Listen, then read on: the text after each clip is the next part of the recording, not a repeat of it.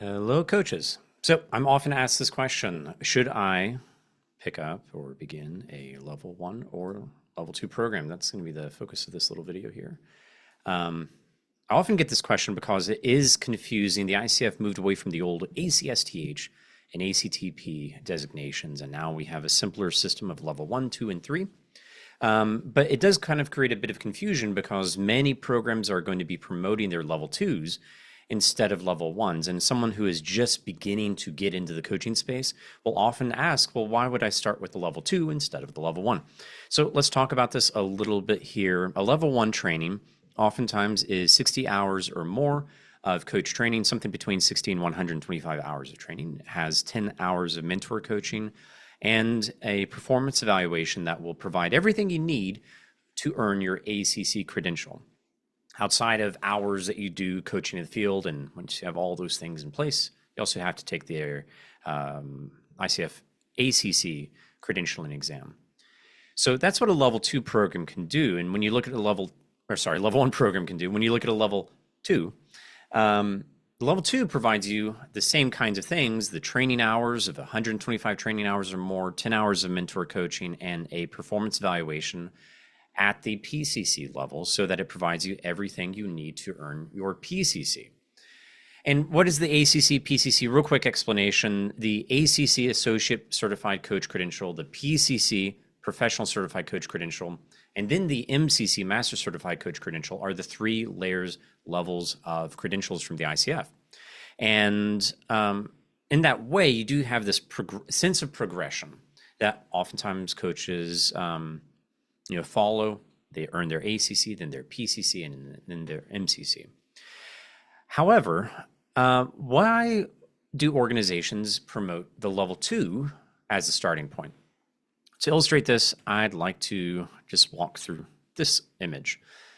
For instance, if a person goes through just a level one, they'll be provided everything they need to just earn their ACC. And after earning their ACC, in order to make further progress going through this level training path, they will then have to fulfill the level two training. Now, they might go back and transfer into the same program they were part of and just finish the second half of that training. Or they might transfer to a different program, and maybe they would need to finish an entire fresh program that would encapsulate everything they kind of learned in the level one and the remainder of the training. So it does become a bit more confusing in this way, since by the end of the day, you would still have to complete a level two training in order to earn your PCC credential. And if you just do a level two, you are completing all the requirements for training hours, mentor coaching, and performance evaluations for both ACC and PCC.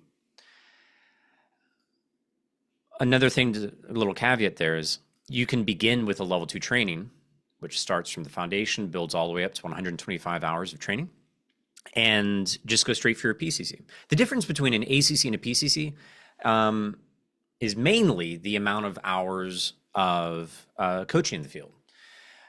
If you have your level two certificate and you're able to get 500 hours, you don't really have to earn the ACC.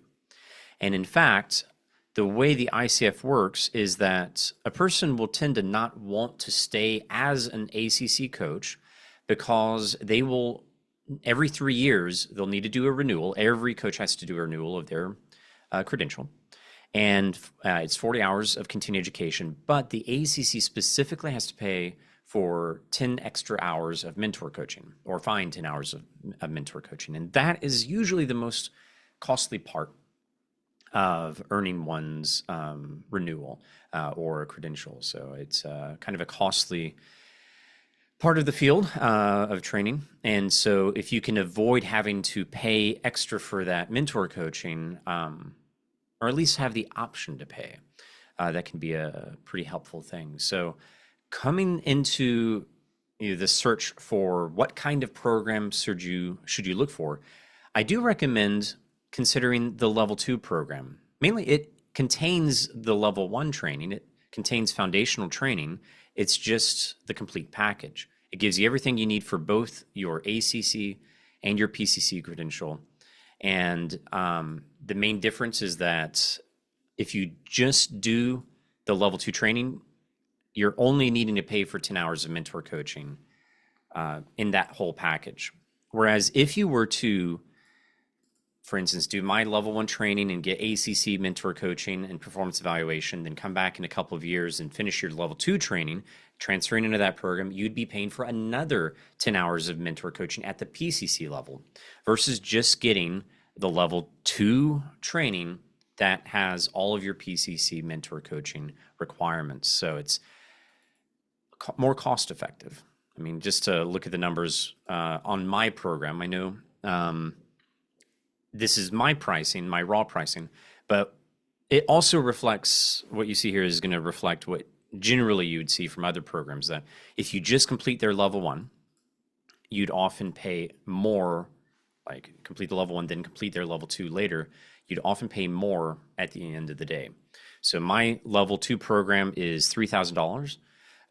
But if a person wants to just do the first half, get that mentor coaching for their ACC, and then 2 years later come back and want to do the second half, then they'd be paying $2,000 for the first half and $2,000 for the second half because, again, the mentor coaching is the most hands-on thing. I do a lot of performance evaluations, recording evaluations, and it makes for more work. And so difference in my program is $1,000 more to do the level 1 than the level 2. Again, I probably overstating the point that, in my opinion, the best place to start is a level 2 training. And in my program, if you get to the midway point and you're recognizing you just want that first half, we can talk about cutting out and stepping out just to earn the level 1 certificate. But if you're looking at being a coach, you're wanting to pursue the PCC over time, it probably is best to just jump right into a level 2 program. And if you're ever interested in chatting about what this program is all about, feel free to book some time. You can fill out an interest form on the site, and we'll get in touch and chat about your journey as you pursue your ICF credential.